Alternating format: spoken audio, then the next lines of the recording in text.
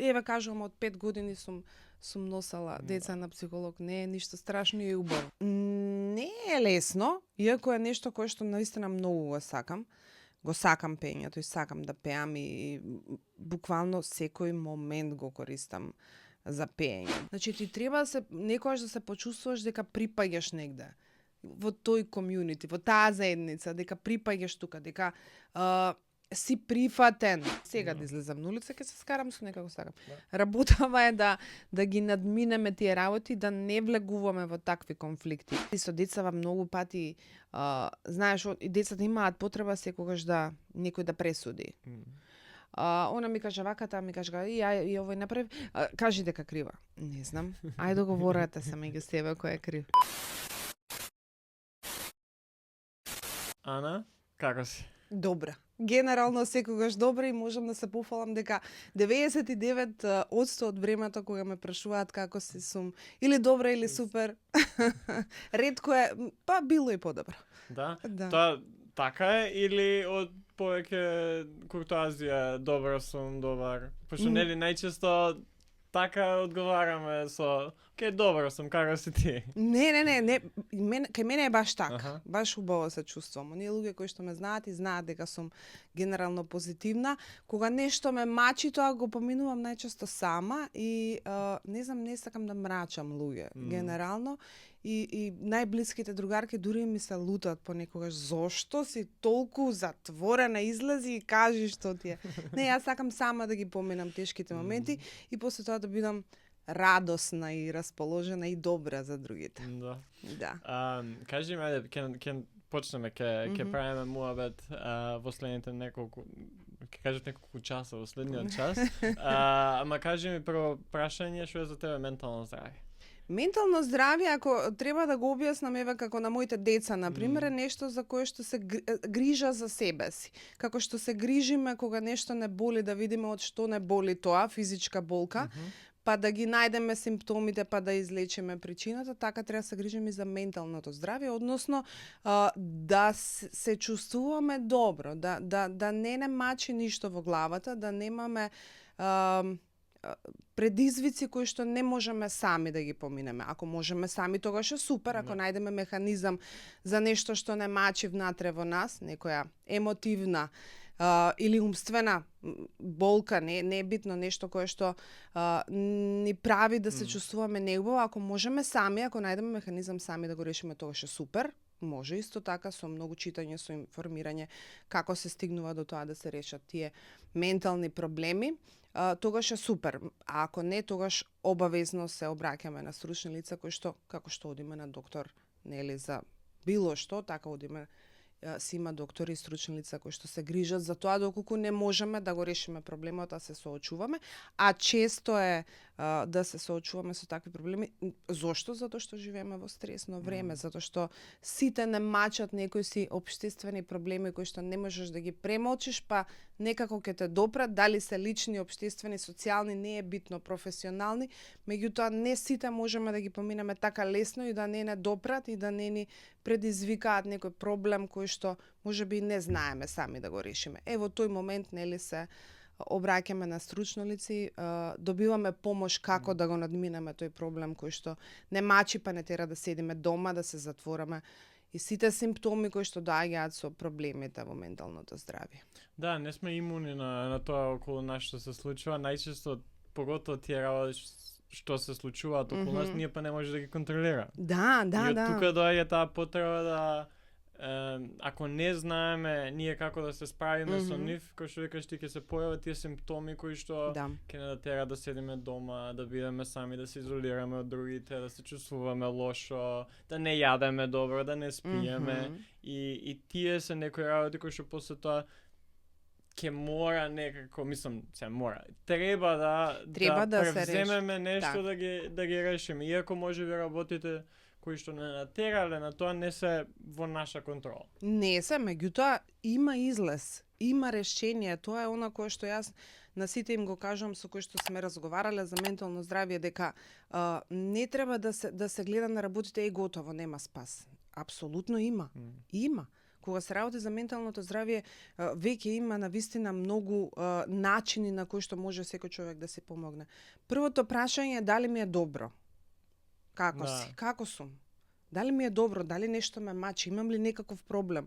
Ако нешто ме спречува да ги правам работите кои што вообичаено ми било убаво да правам, да излегувам со друштво, да не е битно сама да прошетам, да гледам добар филм, да напишам нешто, да слушам музика, да свирам, да пеам, ако се занимавам со уметност, да цртам. Што и да е.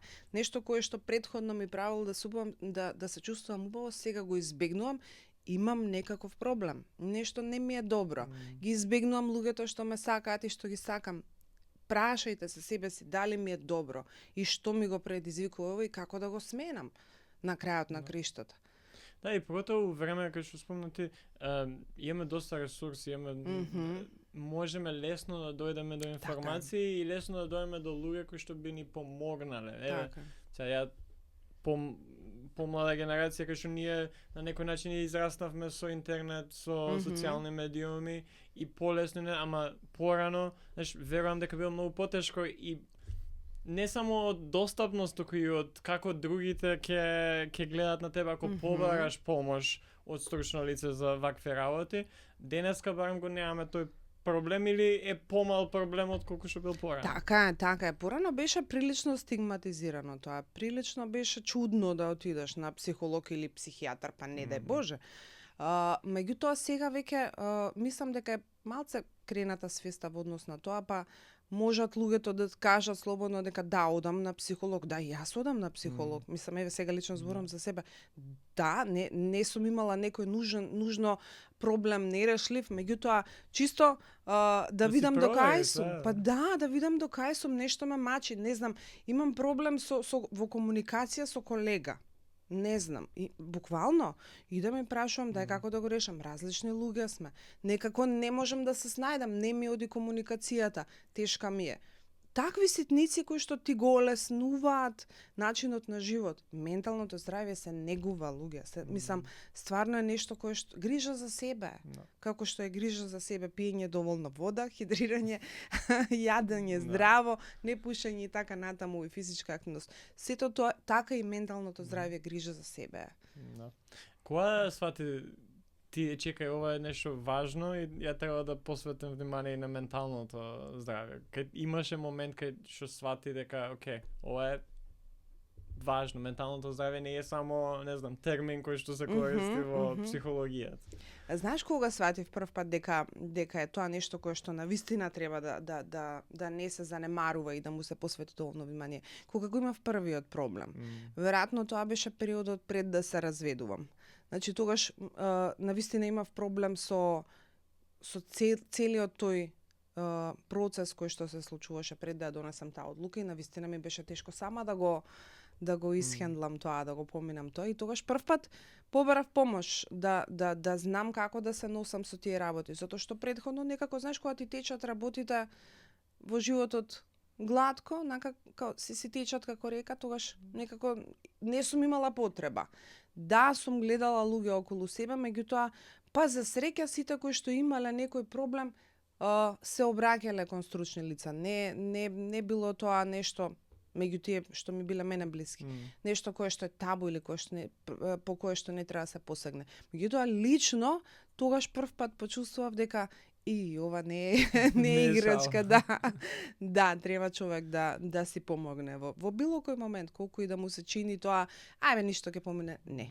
Помогни се ако ти треба помош, помогни се. Да, и знаеш што, мислам дека можно е да и ќе помине, ама кои ќе бидат последиците од ако не се реши во моментот или ако не си даеме простор да го решиме вистински. Да, времето ќе помине. Ние не може да сопреме времето и ситуацијата може ќе се смени, може и ќе стане подобро, ама ти внатре во себе тоа останува ако не го решиш и наследната таква ситуација која пак нема да ти биде добро, уште поголем проблем ќе имаш. Така е, ама и она што го кажа последиците, тоа ќе помине временски, меѓутоа дали проблемот ќе биде решен или дали ќе го надминаме тоа или не, тоа може да биде дури и да се развие во нешто кое што после тоа ќе треба повеќе напор и можеби други начини за да се реши, нели, да не го продлабочуваме проблемот, туку да го решаваме. Затоа мислам дека е фино навремено да се реагира и да не се остава да помине. Ако не поминува ден, 2, 3, недела, 2, значи ако не ти поминува во разговор со најблиските, дали се семејство, дали се пријатели, другари, не е битно. Ако гледаш дека не ти поминува, тогаш веќе треба да превземеш следен чекор, а тоа е да консултираш некој кој што учел за тоа, знае како да ти го реши. Да, јас сега таа последна година ме научи и нели не сам имал подкаст и разговарав со подкаст дека за да поминеме преку тоа, треба да поминеме низ тоа. Значи, да поминеме преку таа ситуација, кај што, окей, ја оставаме зад себе, ние треба да поминеме низ неа. Така е. И некојаш, можеби, стварно е доволно само да разговараш со твоите најблиски. Некојаш е доволно, мене ми е доволно да истрчам и да се посветам малце неколку недели на физичкото, да бидам со природа, да се качам на водно. Ама некојаш и потребно да седнам со психолог, со психијатар, со стручно лице кој што мене ќе може да ми помогне во таа ситуација, за да, знаеш, head first, за да со глава да се справам со работа, а не да пробам да изберам одоколу на проблемот. Така е, затоа и реков секој да си го најде својот механизам. Ако му работи, ако ти функционира, прави го тоа супер. Ете, најди си начин како ќе го извадиш тоа од себе, меѓутоа влези во тоа и соочи се. Она што исто така мене ми беше многу интересно, јас децата кога беа многу мали, мислам баш беа многу мали, помалата ќерка имаше некој си предшколска возраст, некој 5 години, мислам дека кога прв пат се соочи со страв, недефиниран страв, онака која и доаѓа од ништо, седејќи буквално играјќи се и доаѓа страв. И викам, ова не е дека јас можам да го решам. Тогаш прв пат ја однесов неа на психолог иако беше толку мала. Да, и помогна. Тоа се некои работи кои што навистина ние не знаеме да се сочиме и во првиот момент кога гледам дека јас немам како да му помогнам затоа што не е некој фактички реален страв од нешто, се плашам од ова, се плашам од она, него доаѓа од нигде и не знае од што е. Ме разбираш. Тука веќе мора да консултираш некој кој што е стручен и кој што ќе знае како ќе го реши тоа. Јас никако не сум оставала ајде бе, ништо не ти е, земи игре. Ќе помене. Не, никако тоа е онака баш аларм, светка црвено и онака ти кажува дај реши го со време, затоа што замисли сум го оставила тоа, кој знае како ќе се развиело, веројатно у некоја форма која што денеска би требало да се третира, можеби на друг начин, со медикаменти и така натаму и така натаму. Не ќе сега да го категоризирам и ја да го дијагностицирам, не е моја работа, меѓутоа го кажувам како симптом што беше, па фала Богу го решивме, отидовме и го решивме. Иако беше толку мала, воопшто не ми беше нетипично и чудно да однесам на психолог. Да, и толку мали деца се носат, зошто да не.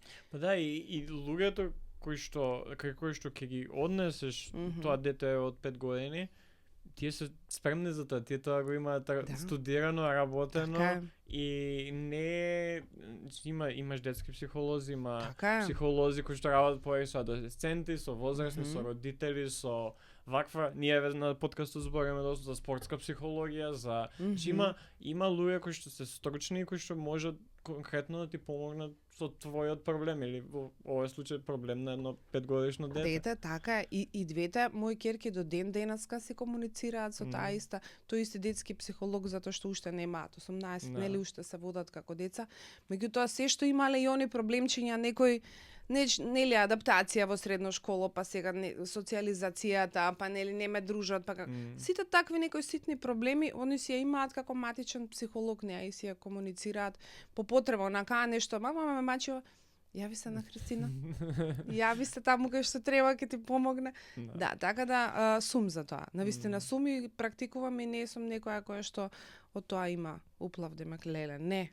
Еве кажувам од 5 години сум носела деца на психолог, не е ништо страшно и убаво. И многу е важно и знаеш како родител, сега не сум родител, ама верувам дека како родител можеби огромна обврска е ти сега да едно дете да израснеш и во моменти која ти само викаш од никаде се појавува нешто кое што не знам да се справам, окей е да скроз е окей. Да направиш тоа, не не си ти полош или подобар родител ако сега ќе пробаме сами ќе истераме. Не, напротив, мислам дека си подобар родител затоа што се грижиш и за менталното здравје на детето, затоа што грижата за детето не е само да го пресоблечеш, да го нахраниш и да го однесеш на лекар кога го кашла или го боли грло, не. Треба да го гледаш како цела личност. Тоа дете се формира од раѓање па до веќе после 10 години, што си направил, толку ти е. Да, ама тие совети стално кажувам, кои што и таа работа со децата, и тие разговори со децата се многу важни. И колку и на нив да им се чинат на децата од таа страна, кале, добро, мамо, пак, го знаеме ова, ако слушнете го пак, затоа што во одреден момент ќе биде многу битна порака која што ќе им помогне. Да, и не знаеш кога тоа ќе биде и како тие ќе, знаеш, они на некој начин посадуваме ние семиња во и така и со разни луѓе, знаеш, односи со луѓе, комуникација со луѓе, ти не знаеш кога тоа некое семе кое што си го посадил во нивниот живот ќе изникне и ќе имаат потреба од истото, таа некоја научена лекција или некој збор, нешто што сме покажале, што сме направиле, ќе може да искористат во нешто позитивно или негативно, во зависност какво семе сме посадиле. Така е. И убаво е да се зборува. Да, сум за тоа да се биде со пример да им покажеш на децата, нели? Ама добро, јас сум имала и негативни примери. Например, сум пушала цигари. Значи, тоа е скроз негативен пример. Меѓутоа, апсолутно сум ги научила дека тоа не е добро. Како со разговор? И до ден денеска они знаат и не го прават тоа. Мислам, се у некои тинеџерски години кај што е ризик, се уште. Не знам како ќе заврши, меѓутоа сакам да кажам не секогаш добри, тоа треба да биде комбинација. Да си добар пример, да не ги правиш доколку можеш, нели, работите кои што не е добро, ама јас го правам. Или па нели не звучи баш и не изгледа добро баш за едно дете, меѓутоа треба и многу разговор. Без разлика што е фино да му покажеш со пример како треба и многу разговор, треба и многу посветување време, внимание. Ти викам јас ако некој зборувал со децата, уф. Како ти е тешко или лесно е да балансираш тоа работа, живот, обврски, стрес со тоа наоѓање време за разговор, наоѓање време и посветување на деца, да бидеш мајка, да бидеш присутна. Како е тоа кај тебе? Кај мене беше огромна жртва. Јас 10 години од како ги родив децата, они се години и пол разлика, близко се 10 години немав социјален живот. Буквално немав социјален живот. Јас одев на тогаш работев во радио, за среќа имав 2 часа обврски работни во денот и другото време можев цело да им го посветам на нив. И реков, окей, 10 години живот, најсвесно го направив тој чекор. 10 години од животот ќе направам пауза. Значи ќе им се посветам на децата, не ми треба искаче, ништо не правев. Не викам дека е добро, не викам дека тоа треба да го земат како пример сите, апсолутно сум за тоа и мајките да имаат и време за себе и да излегуваат и да се социјализираат. Јас така го изиграв. Зошто? Не знам. Поименам, така сум мислела тогаш дека така треба да биде. И јас буквално не искачав, немав социјален живот, мислам, добро, сега како го кажав овако да сум 10 години била затворена, не, ама немав редовен социјален живот како што имам сега. Сега ми е многу полесно и поразлично. Посветив 10 години на тие деца да ги воспитам, израснам, најважно ми беше да ги научам да се добри луѓе, значи да бидат добри, да знаат да разликуваат што е добро, што е лошо, да бидат емпати, да сочувствуваат, да прифаќаат, да знаат што е добро лошо, да не се чудат на работите кои што им се непознати, нели? Онака, ова не е мое. Да, се е твое. Се е наше, сите ние сме исти, луѓе сме. Ги учев на тие работи, тоа ми беше најважно. За тоа да го постигнеш, мене ми требаше многу време да бидам со нив. После тоа, сега е друга приказната. Сега имам време и за себе, и за нив, и за... Меќе се големи, онака буквално можам да ги оставам и дома сами, и да шетаат сами, и да излегуваат надвор од држава, сами патуваат, не е никаков проблем. Мислам, не сум од тие мајки кои што се ува по 10 пати, буквално, онака која ќе ми се јават, тогаш се слушаме, не замарам, почитуваат правила, знаат кога треба се вратат дома, знаат ако задоцнат да ми сеават предходно, мамо, смеам ли да задоцнам пола сат. Значи, тоа јас сум си стално викам, завршете си ја на време работата родителска, за после тоа да ги берете плодовите на тоа. Јас така изиграв. Затоа сега веќе не ми беше тешко. Да се откажам од многу работи, сега веќе имам време за се, буквално и да излегувам и да сум со нив и да посветам време на работата и да готвам и да сум домакинка и мајка и професионалец и другарка и буквално имам време за се. Да, и многу е важно, кој што кажа ти, на време да се научат некои работи, тоа го гледам во различни, еве и ние кога збориме сега за ментално здравје, некој ако со време почнал да размислува за тоа, тие некои години кај што ти ја формираш личноста, ги ствараш тие некои позитивни навики или работи кои што ти помагаат за кога ќе ти се случат работите кои се тешки, за да знаеш како. Тоа е многу полесно за ти после и да си подзаборавил, многу лесно се враќа на тоа. А некој се ако земе на 30, 40, 50 години да пробува да менува работи, не е невозможно. Така е. Ама ќе треба повеќе време, ќе треба повеќе жртва, откажување, многу ќе биде потешко на некој кој што е веќе оформена личност. А ти имаш еден бел канвас со децата кај што ти си тој што црта, ти си тој што им помага они да научат тие некои први основи кои што после тоа ќе ги движат и ќе има сигурно моменти и предизвици кои што ќе ги имаш како што растат. Ама мислам дека ќе им биде полесно да се вратат и да се вратат на тоа што ги имаш научено, што ги имаат научено од психолог, од луѓе околу нив, ако ги фатат на време тие работи кои што се важни. Така е. И мислам дека добра работа сум завршила, не знам, не сакам да звучам нескромно, затоа што сум ги научила на себе анализа. Да застанат и да се прашаат себе си дали е ова добро што го направив, како да го подобрам, како што размислуваат за себе, така и за сите околу нив. Значи, дали постапив добро со оваа другарка, дали ја повредив, можеби што го кажав ова, како да се поставам, како да бидам помека, значи буквално онака да размислуваат, не така да го поменуваат животот као ајде, искаче, шетај, не. Значи, сакам да прават себе анализа и да работат на себе и да ги поправаат тие работи кои што апсолутно ќе се случат грешки, таман работа, мислам, не дека сега јас ги програмирав и они ќе бидат најдобра верзија од себе, зошто? Затоа што јас така ги програмирав. Не, апсолутно прават грешки и јас правам и сите правиме. Меѓутоа, таа себе анализа, тоа себе истражување, докаде сум, зошто ми е вака, дај да поправам нешто, многу важна работа, многу важна. Тоа на сите секогаш им го кажам, пробај да застанеш со себе во огледало и да се прашаш добро ли го направив ова.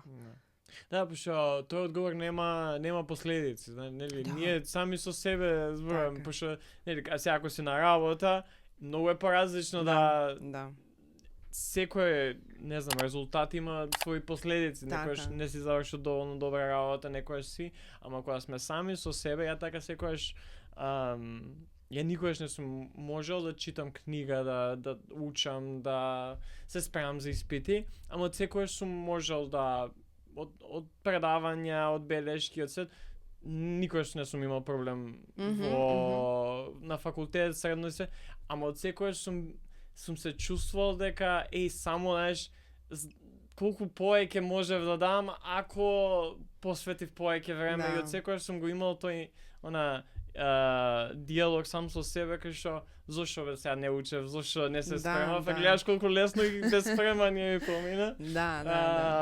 И ама многу ми е полесно, пошто сам со себе го правам тоа мова. Не му кажам на професор, да е професор, ништо не прочитам на дела, дојдов и извадим 9. Не знам како мислам, ама тоа е. Да, јасно. Абе се слушаш себе си, знаеш, се слушаш себе си, нешто што е многу важно. Еве и во пак ќе се навратам на децава, иако јас моите одлуки, на пример, кога бев помлада, не знаев баш да донесувам одлуки. Значи завршив, човече, средно економско. Борис Кидрич на времето, сега Васил Андевски дрен. Страшно. Што барам таму, не знам. Значи, тотално не сум размислувала. Кај да другарките таму идеме, друштво. Не сум размислувала. После тоа, веќе кога се запишав на филозофскиот факултет, филозофија, студирав, тука веќе беше моментот на соочување со себе, на малку подлабоко размислување. Опа, чекај, тука имало суштина во нештата, имале нештата значење, различни вредности, различно поимање на светот, на Бог, на што е природата, што сме ние како битие, и тоа ми беше онака отварање на еден нов универзум кој што ме натера многу да размислам и за себе, и за светот, и за сите околу мене. Значи, тоа беше тој пресуден момент. Иако, ти викам, не секогаш размислуваме толку трезвено, гледам, например, децава мој, пред да се запишат уседно. Боже, Господе, тоа беше размислување, анализи, ама не знам какви. Добро, со малата не, затоа што она, нели, музичко учи, она си знаеше од секогаш дека ќе се занимава со музика, и тоа е тоа, меѓутоа големава. Ау, колку она се бареш. Не бре, јас сум отишла така. Кај кидате вие други? Таму, и ја кидам таму. Зашто? Другарките ми идат таму. Ама добро, веројатно се со време. Сега овие нови деца, што мене ми се допаѓа, многу повеќе сакаат да размислуваат, многу повеќе сакаат да анализираат, да ги исклучат, знаеш, на просен конс...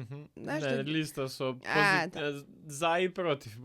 Така, и да ги исклучат тие работи кои што не им се померка и да си изберат, да си направат правилен избор.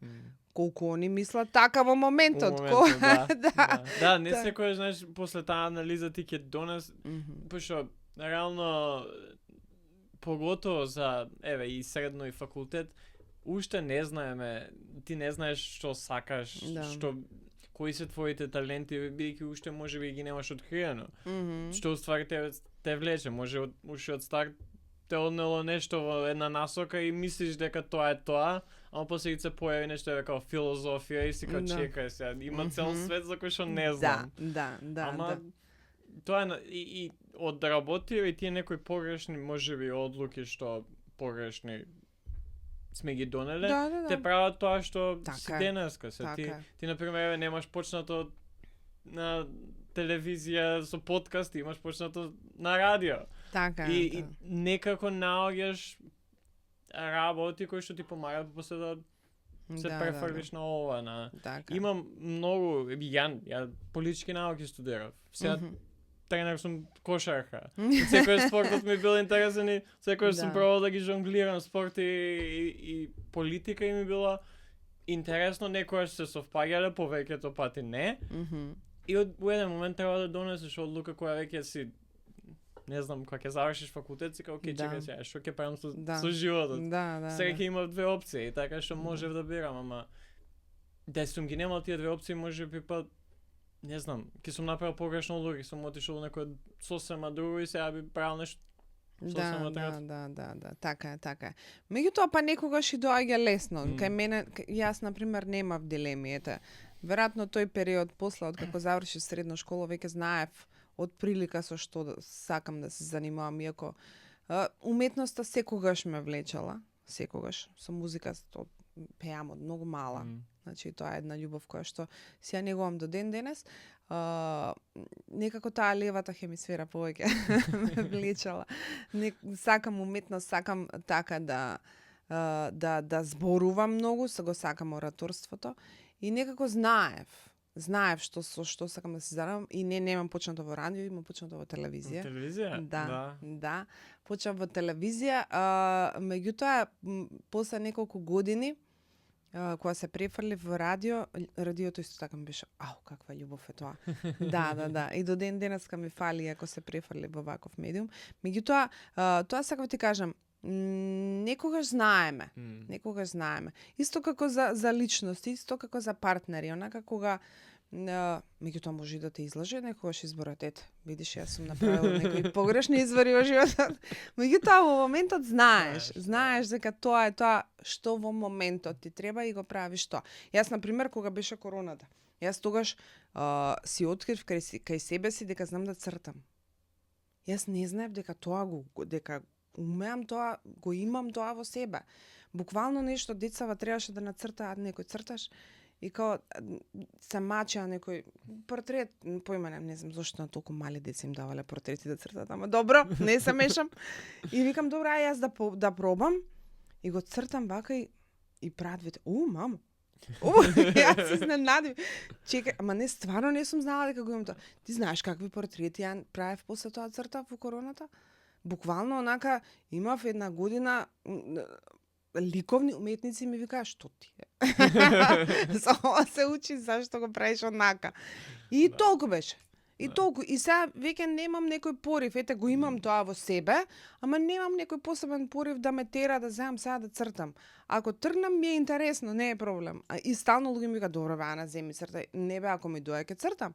Ама пошто не ми доаѓа, нема. Виш како на пример пењето никогаш не го оставив затоа што тоа ми е порив. Сакам да пеам и веројатно ќе сакам цел живот. Сега на кој начин ќе биде тоа и во која форма, сигурно веќе нема да бидат нокни свирки, покафулиња како што сум правела. Сега веќе е хорско пење, ама така па почнав со пењето и така сега негдека на средина терам, така да она која го препознаваш во себе си, тој и си го даваш на себе, нема ништо поубаво. Тоа што во моментот ти треба, кој знае што се носиме во себе? Кој знае што се, виш како ке тебе каква интересна комбинација има. Да, кажи ми малце сега за музиката, пошто ја мислам причина зашто уствари ти пишав беше подкастот твој со Ана на ти, викам ја тоа го зборав сега пред некој ден, имав пак зборав со Марија Огнено Дебели Гикови подкастов и викам мене ми е читко да ги викнам сите водители на подкасти во Македонија и да си направам муабет, што знам дека они знаат како да направат тоа без пред камера немаат проблем. Нема проблем. Така што и за тоа тргнам, а после тоа истражувајќи нели дознавам и за Ана пред подкастот и сум као чекај, тоа може неколку епизоди да направиме. Не, кажи ми малце за музиката, каков е тој живот, како тебе ти влијаеше да настапуваш, да бидеш дел од бенда, да бидеш на некој начин јавна личност, да бидеш пред луѓе, а у истиот момент кој што викаш ти да уживаш во тоа и да пееш, да правиш нешто што сакаш. Да, никогаш не сум имала проблем со внимание, никогаш не сум имала проблем да ме гледаат луѓе, да бидам пред камери, да бидам во центар, на центарот на сите погледи бидат вперени во мене. Знам многу луѓе кои што имаат таков проблем, јас го немам. Значи, музиката.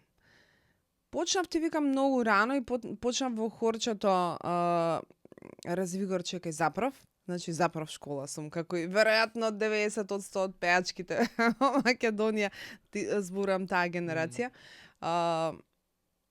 Не знам, музиката е нешто кое што не знам од многу мала се снимав како си пеам кавери. Тој живот е различен. Зборувам сега за периодот кога бев дел од бендот, од Пеперминт, значи сите оние кои што знаат, веројатно сите. Бев дел од тој бенд. Горан беше тој кој што беше фронтмен во авторскиот дел, јас таму ги пеев пратичките вокали. А навечер кога пеевме по кафулиња, по клубови, некогаш бев јас лид вокал и таму пеев некои кавери во боса нова, джез и такви смут варијанта. И не е лесно, иако е нешто кое што наистина многу го сакам. Го сакам пењето и сакам да пеам и буквално секој момент го користам за пење. Дали дур возам кола, па патуваме, па да се пее у кола обавезно, дали негдека на искачанки, не е битно. Секој момент се користи за пење. Тој живот е различен. Јас во тој период па веќе бев и мајка. Ако си мајка и ако треба од сабајле да станеш и да однесеш деца у градинка, да ги вратиш, да им сготвиш, да средиш све, да стокмиш и вечерта треба да отидеш да свириш до ниедно време и сабајле да станеш и да отидеш на работа. Е прилично така тешко. Меѓутоа некако имавме тогаш помош од баби дедовци да ги причуваат децата, па го хендлав и тоа до моментот кога реков стоп. Доста ми е. Што те натера да престанам? Па се засетив, се уморив. И мислам дека веројатно и немањето на креатива во тоа, во тие свирки. Тоа се пее истиот репертоар, јас мислам дека не можам до ден денес да ги слушам тие песни што сум ги пеела. Да, се обновува репертоарот секако, меѓутоа тоа се тие некои песни кои што публиката ги бара секогаш пак и пак и пак и пак. На кој бенд, зборам за овие бендови што свират кавери, да отидеш 3 пати отиди ќе им го научиш репертоарот на памет. Значи не може тука нешто многу, не знам колку ново да има. И се за личност како мене, јас сакам нови работи, сакам креатива, сакам да менувам, сакам прогрес, сакам... Тоа беше тапкање, такво тапкање уместо, плюс тоа ме заморува, си имам обврски, баш ка ништо ново за истото, идеш па тие песни, и ме умори тоа, некако ми беше, баш го чувствував како тапкање во место, ми требаше да направам чекор. И од тогаш и сум имала многу понуди пак да пеам у бендови, онака да... Не. Веќе не го чувствувам како предизвик и не би го повторила никогаш веќе. Иако ти викам, таа потреба за пењето сега ја надокнадувам у црковниот хор во Светилија. Таму секоја недела си пееме и така да ми е онака супер, таа доза што ми треба ми е задоволена и е одлично. Инаку тежок момент, ако бркаш и друга професија, преку ден си на работа, ако имаш деца, фамилија, не е воопшто едноставно. Да, и поготово кога не ти е задоволено оно кој што причината зашто го правиш тоа пеењето. Да. Да ти биде, знаеш, единствена кариера и цел живот да е. Тоа е поразлично, верувам, вака кога причината зашто пееш не се задоволува, до некаде се заситува, ама не е доволно. Да. Колку тоа сега кога зборуваше доста го слушам не од тебе, у смисла како знаеш да кажеш не. Колку ти беше тешко тоа да научиш и дали ти беше тешко да кажеш окей, ја готово не сакам повеќе толку. Пошто тоа е едно од работите кои што верувам дека јас знам колку мене ми било тешко да кажам не за работи кои што можеби ме бива, можеби се добри, можеби, ама не можам повеќе. Знаеш како? Многу интересно и браво за прашање. Знаеш дека ме замисли дури онака не знам дали себе сум си го изанализирала, меѓутоа јас сум во суштина така и ме детектирал и психологот дека сум people pleaser, дека сакам да им удоволувам на луѓето, дека сакам да им правам да им биде убаво. И често сум yes girl. И да ме правиме, може да. Ама знаеш како? Научив да викам не во моментот кога сватив дека тоа да ме чини, ме троши.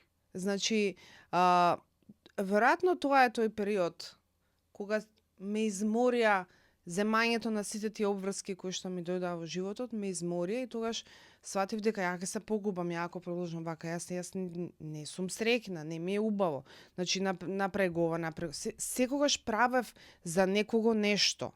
Најмалку за себе. Мислам, да, убаво ми е да направам нешто за другиот, меѓутоа кај сум јас во сето ова. И тоа беше некој пресврт момент во мојот живот кој што ме смени кога научив да викам не. Во истиот период реков и не со свирките. Во истиот период реков не за бракот, доста е. Во истиот период реков не веќе и за оваа работа.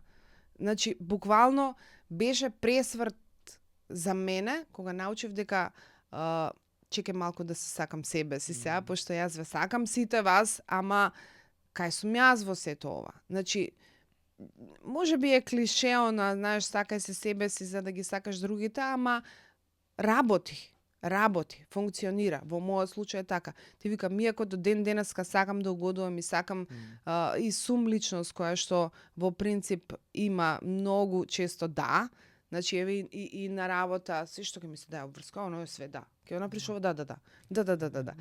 Ама затоа што ми е убаво, затоа што ме исполнува и затоа што сакам да го правам. И тоа како знам да кажам не за работи кои што во првиот момент кој ќе видам ова не ми е баш, не, терајте. Да, и мислам дека оно е тој момент кој веќе ќе го осетиш на своја кожа, што се каже, кој ќе има последици по тебе, тоаш валјда и полесно да се каже не, ама е тешко у моменти, поготово кога станува збор за работи кои што се убави, за работи кои што се добри може за работи кои што би сакала некојаш и ти се размислувал, сакав ова секојаш да правам, ама знаеш дека у моментов е малце дали си кнап со време, дали оврски, дали тешко е у тие моменти да се каже, не, ама треба, тоа е една од работите кои што ја барам моментално учам како да кажам не на работи кои што од секојаш сум сакал да ги правам или сум знаел дека или знам дека можам да ги направам. Да. И не е едноставно и не е лесно. Многу е исклучително е тешко, знаеш зошто? Затоа што јас онака еве кога зборувам за своето лично искуство, еве за бракот сум била толку години, после толку години јас го прекинав и ние важевме за еден љубовен пар и до ден денеска кажам да ние се сакавме.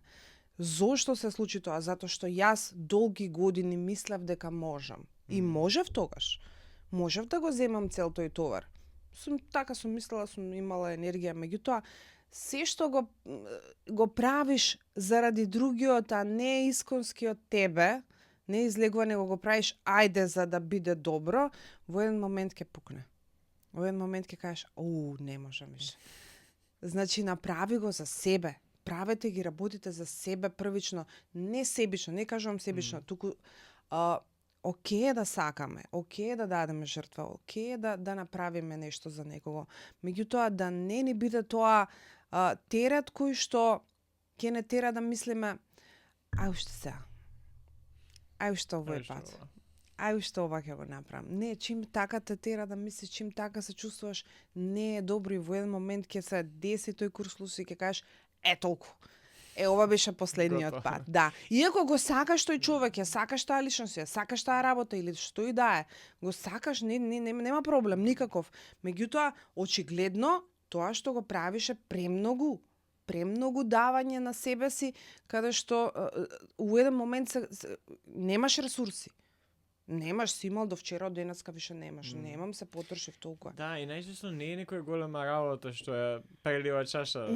Најчесто е некој мала работа која што си као окей, готово, не можам повеќе. Толку е, да. А ти имал милион работи што издешавале порано, големи, мали, средни. Да. И сето тоа буквално со чашата која ќе прелие, капка. Толку не може повеќе. И од тука е многу важно тоа на почеток што зборевме, разговор, од тука е важно да и знаеш, можеби најнесебичното нешто е да направиш нешто за себе и да се посветиш на себе.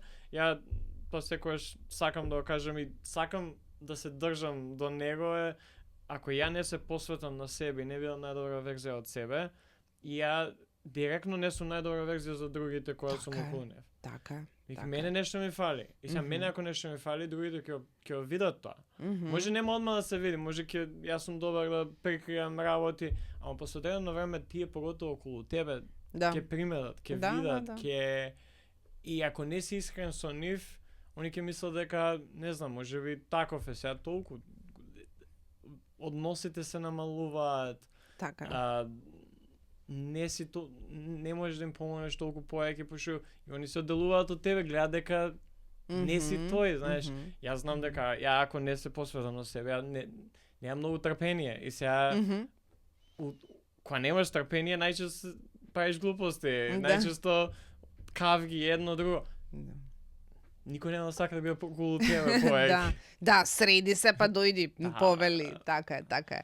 А карактери сме различни сите, нели, некој е поимпулсивен, некој повеќе поесмирен, потрпи, значи сите сме ние различни. Меѓутоа, јас на пример сум човек кој што апсолутно може да функционира и со екстроверти, и со интроверти, и со вакви, со онакви. Зошто? Затоа што сум мирна со себе. Некои работи со себе си сум ги решила веќе редно време беше. Се шалам. Ко добро, окей, имаш години за да си ги решила тие работи. Не е ништо чудно. Да, меѓутоа сум, мислам дека сум во некоја возраст кога знаеш како некако се чувствуваш подготвен и полн со сигурност, го барав зборот, да направиш тие околу себе, околу тебе што се, да бидат вистински срекни со тебе и со самите нив. Знаеш, онака, буквално дали е за другарство, дали е за однос со колеги, дали е партнерски однос. Буквално сум онака, знам што сакам, знам што имам, знам што нудам и немам никакви дилеми. Мислам дека веќе онака е тотално решена таа енигма до каде можам да одам, поставени граници. Буквално, не знам, онака, знаеш, кога ќе си ја решиш равенката и кога ќе дојдеш, опа, ова е тоа.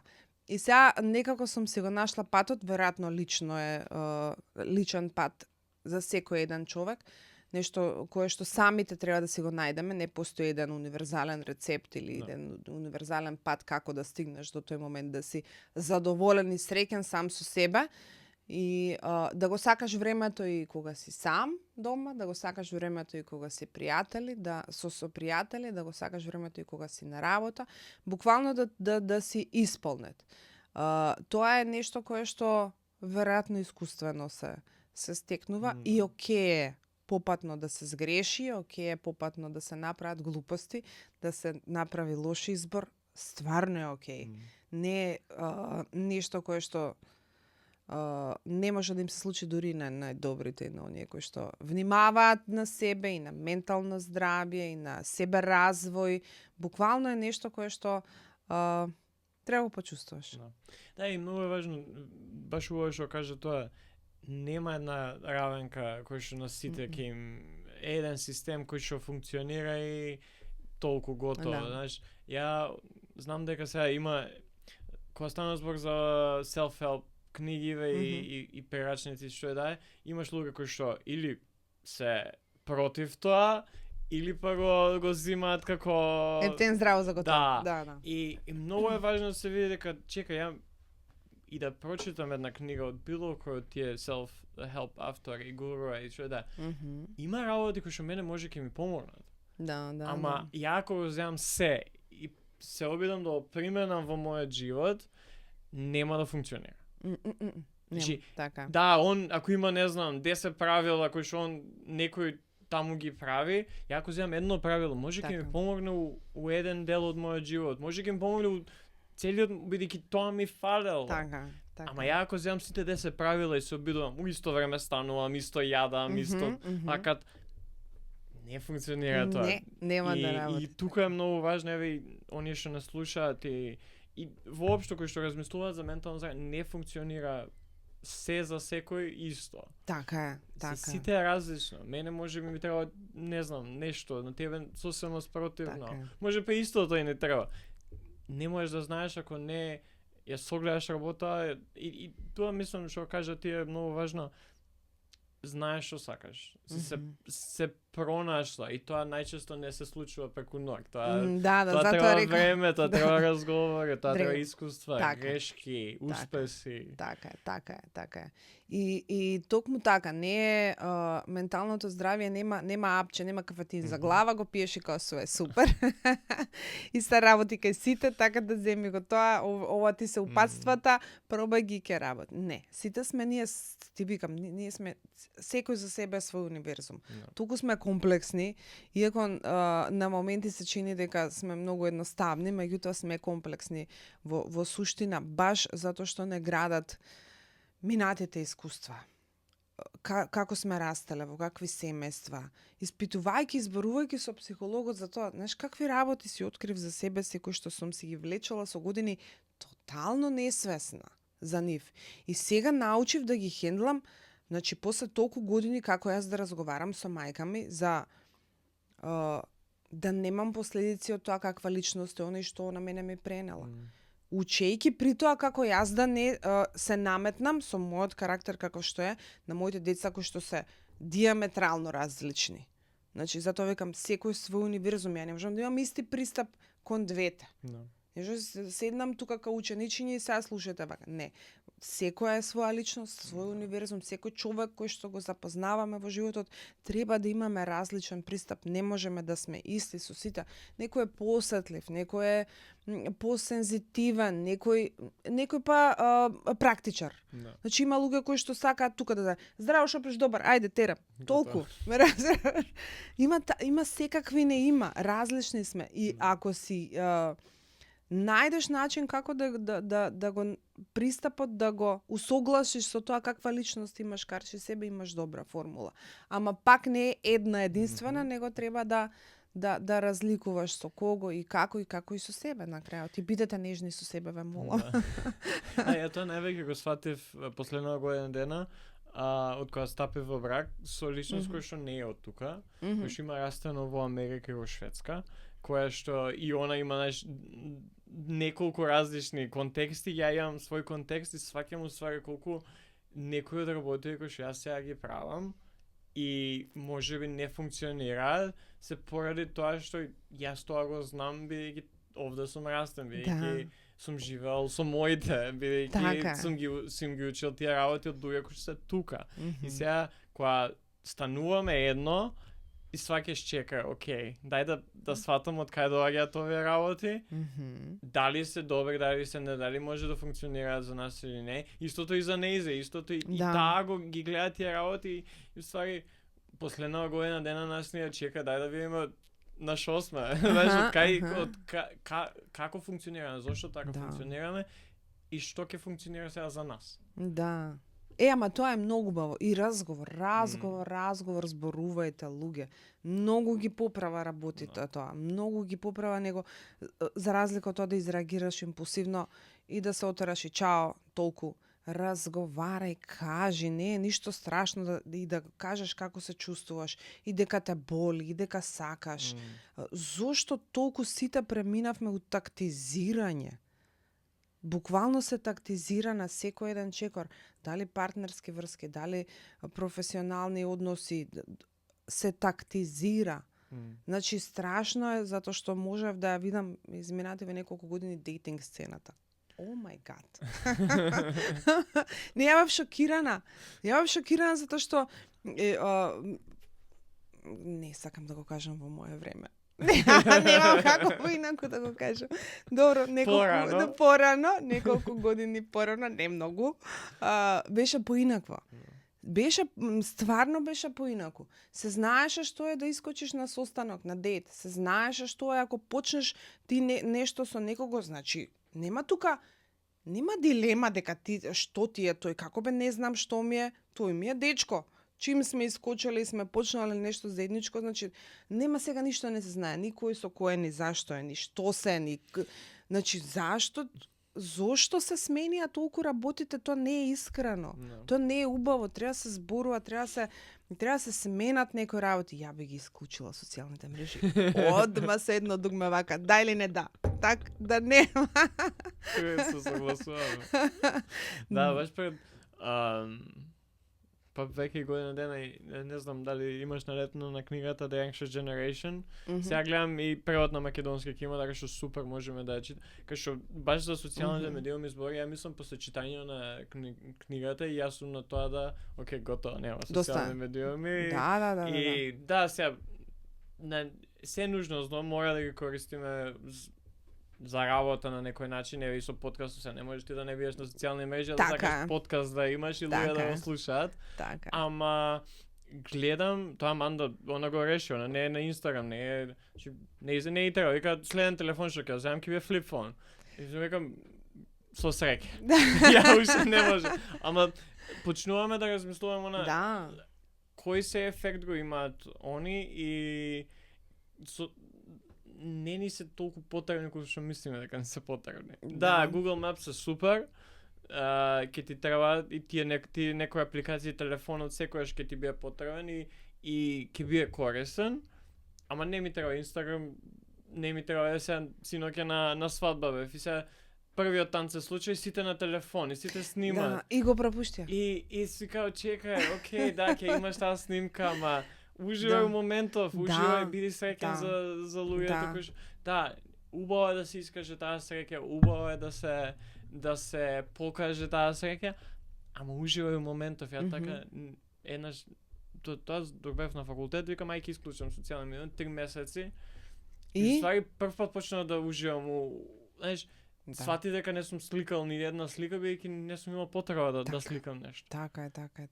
Иако после ти сега оваа слика да има таму.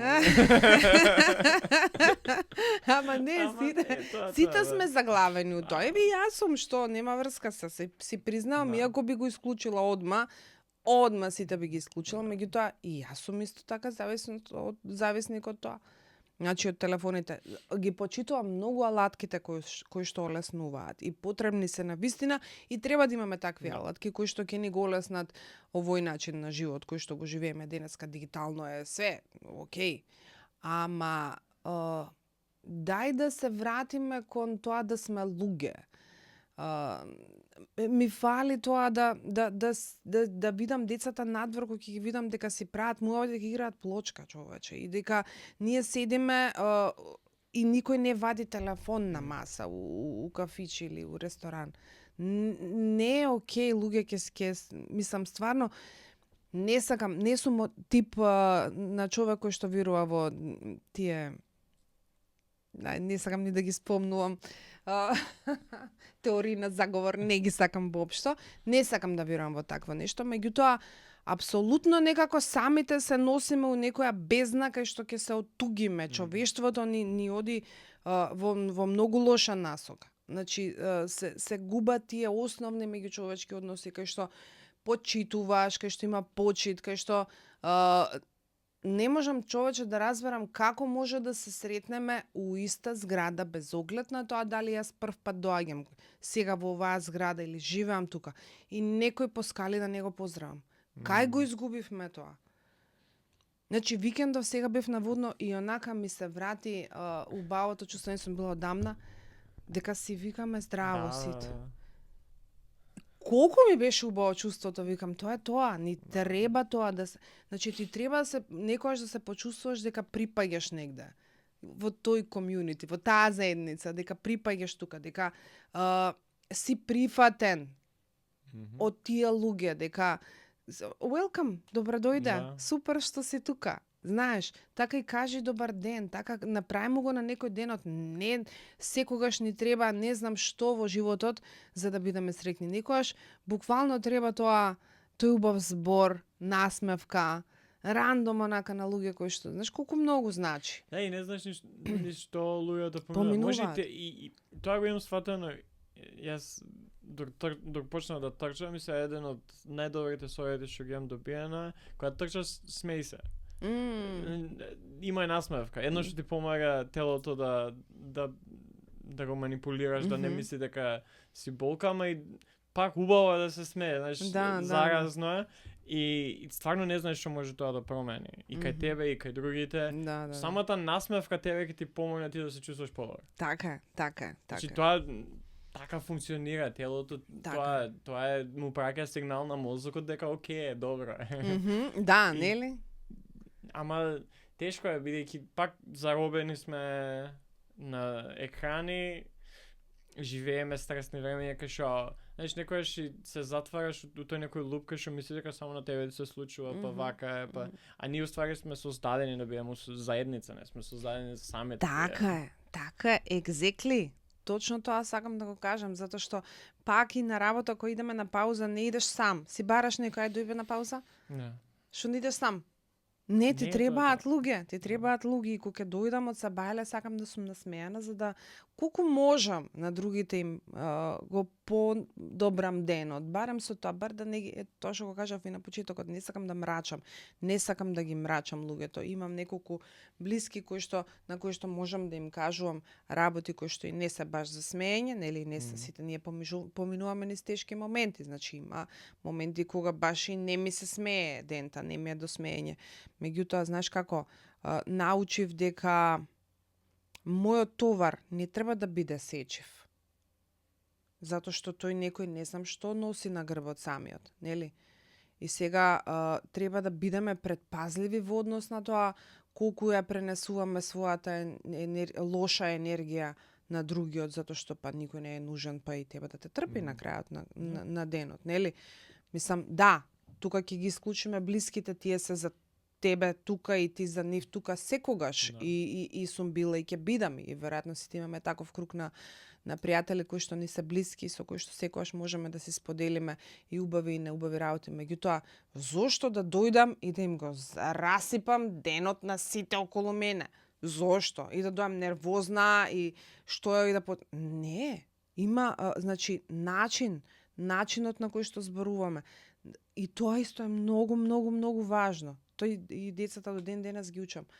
Абе ти кажи го тоа дека не ти е убаво. Начинот на кој што ќе го кажеш многу ги менува работите. Многу е различно дали ќе ти кажат во маркет.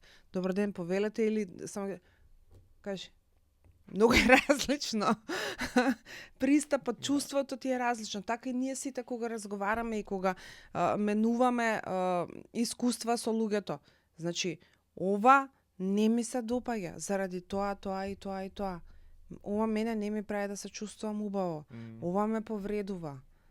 Значи, разговор и начинот на кој што разговараме. Да, значи има луѓе кои што можат да преминат преку тоа како нештото ќе биде кажано, најчесто тие блиски луѓе кои што веќе имаш изградено доверба и знаеш тоа го имам сватено обратно, треба да имам со најблиските, најмногу ги повредуваш бидејќи најискрен си и го немаш тој филтер. Така е. Ама за сите други и најчесто таа личност нема да те слуша што кажуваш ако начинот на кој што кажуваш не е окей. Да. Бидејќи го едноставно, значи никој не сака, знаеш, многу е важно како ќе го кажеш. Тонот е важен. Многу. Тоа што кажа ти мене, јас, значи да зборуваме за себе, а не ти тоа го направи. Не, јас се чувствувам вак. Да. Поради тоа што така ти го направи тоа. Така. Ама мора за себе да каже, мора јас I statements. Така. Бидејќи пак која е целта од разговорот? Сега ние да се испокараме и да не се видиме пак. Најлесно. Одма. Тоа не ни мора да се караме, готово, ајде, чао, пријатно, готово. Толку. Ама ако целта на разговорот да се разбереме, тоаш не може да сакаш тоа да го научивме со Аманда, бидејќи неколку месеци после на лето после бракот бевме на како беше cross-cultural therapy 2 недели предобро нешто, кој што стварно ни помогна, чека се никој се има начин како да се караме, има начин како да сме го расправија. Така. Да не биде се јас се обидувам и се имаше момент кај ми текнува кај што почнуваме и таму да се расправаме и се говориме за деталите и во еден момент терапевтот беше како чекај зошто е тоа битно. Не е битно. Она не те слуша. Джабе ти се докажеш, ама вака беше, не каже ти тоа така го каже. Не е битно тоа. Да. Битно е она што слуша. Другата личност како те перципира и ти ако изгубиш не за джабе ти управо биди колку и да сакаш. Најми, не знам, експерти кои што ќе кажат да, вака бе, Ана е управо. Джабе, другата личност има скроз на страна и не те слушаат, што е да кажеш. Така е. Затоа зборувам, комуницирајте, начинот на комуникација, како ги споделувате чувствата. Многу важно, затоа што тоа што викаш, многу е лесно да се скараш, многу е лесно да направиш расправи. Одма, сега да излезам на улица, ќе се скарам со некако сакам. Работава е да ги надминеме тие работи, да не влегуваме во такви конфликти. Меѓутоа тоа и повторно е, гледаш дека е работа и на себе и со другиот, нешто кое што се учи веројатно, меѓутоа добро е да повеќето луѓе почнат да го учат и почнат да го употребуваат како тактики за да им е поубаво. Да се разберат, брате, ти треба да се разбереш со таа личност ако сакаш да тераш. Ако не, најлесно, тоа е. Готово, крај. Така е. Нема потреба што да се докажуваш повеќе. Така е. Јас и со децава многу пати, знаеш, и децата имаат потреба секогаш да некој да пресуди. Она ми каже вака, таа ми каже и овој направи, кажи дека крива. Не знам. Ајде договорете се меѓу себе кој е крив.